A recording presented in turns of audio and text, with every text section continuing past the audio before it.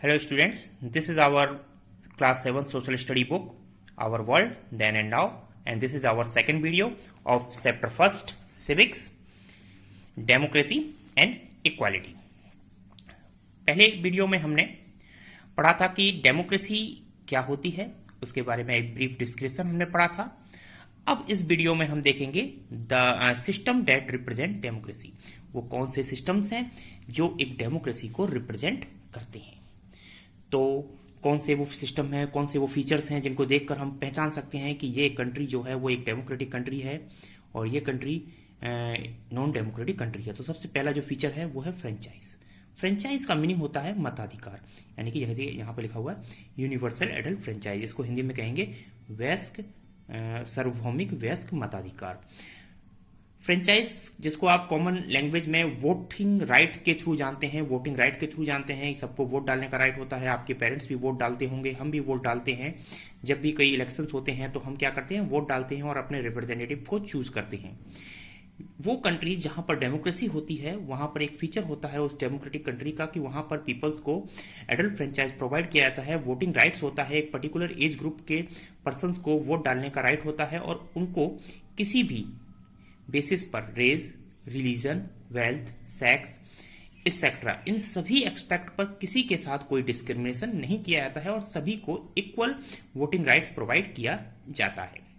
अगर हम इस बात को इंडिया के एक्सपेक्ट से देखें तो भारत में ये वोटिंग राइट्स जो है वो 18 ईयर्स है. 18 ईयर्स या इससे अबव जो भी पीपल्स है उन सबको वोटिंग राइट्स प्रोवाइड है और किसी भी पर्सन को उसकी वोटिंग राइट से उसकी एजुकेशन मेल और फीमेल के एस्पेक्ट से, रिच एंड पुअर के एस्पेक्ट से, लैंग्वेज के, कास्ट के, रिलीजन के एस्पेक्ट से हम उसके साथ किसी भी तरह का कोई डिस्क्रिमिनेशन नहीं कर सकते हैं.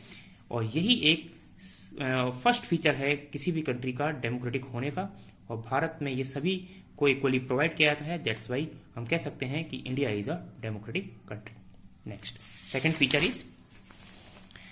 Feature is regular elections.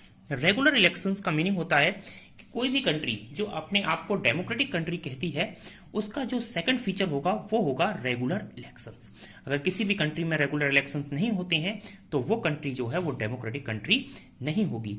जैसे इंडिया में आपने देखा है कि इंडिया में रेगुलर इलेक्शंस होते हैं एक पर्टिकुलर इंटरवल पे और आफ्टर 5 ईयर लेजिस्लेटिव इलेक्शंस भी होते हैं और आपके असेंबली इलेक्शंस भी होते हैं. Next political parties.